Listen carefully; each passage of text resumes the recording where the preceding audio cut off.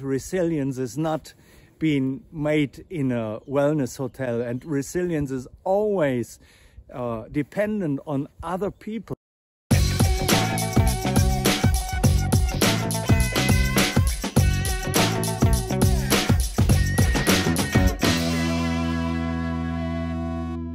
Hello, good morning. Now I would like to talk about a webinar we did yesterday.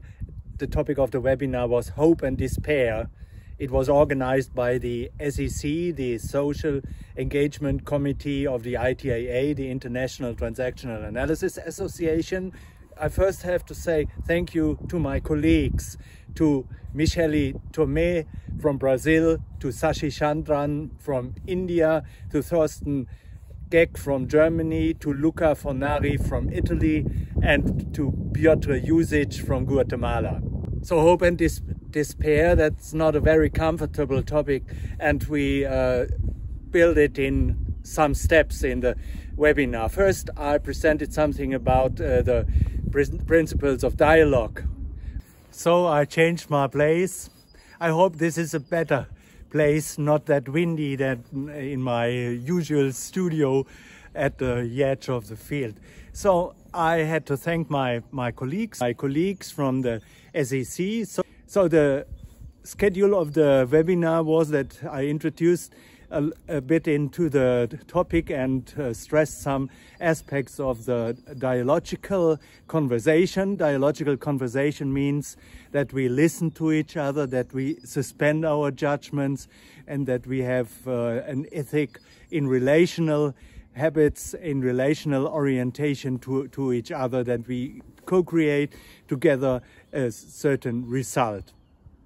Then in the first step, we focused on the cultural aspect of hope and despair.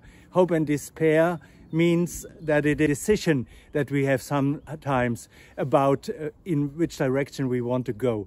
So what is hope and despair in several cultures? Therefore, we introduced the people into breakout rooms in a webinar, 4 people together to exchange their cultural thinking, attitudes, habits about hope and despair. That was very interesting. The result was in the groups that it is a very systemic phenomenon, that hope and despair is not always the same, that is very different from culture to culture. It also depends on religion, it depends on the history of the cultures, and that is very interesting.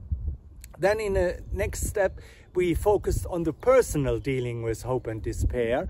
And again, the same groups came together and discussed or dialogued in a way, what is their personal attitude, what is their personal way how to deal with hope and despair.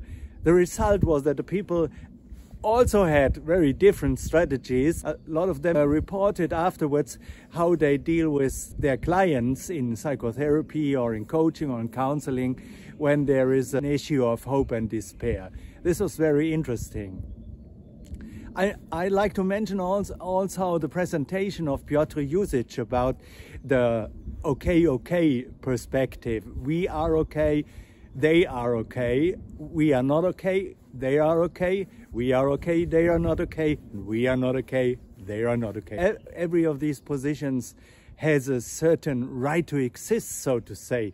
But the aim of us in TA is the okay position. That's clear in the whole case. But we have to think about what is behind the other positions. Then we ended in a seminar, and me personally, I was absolutely confirmed in the attitude I had that resilience is not being made in a wellness hotel, and resilience is always dependent on other people. We are a relational we are existence. We don't exist for us alone. We need other people to get in resilience, to get into hope, to get out of despair. So maybe you have your own comments on that, your own ideas. You can fill it in the comments. Also give a like or get the channel. Then you will get very good karma So thank you very much for your attention today.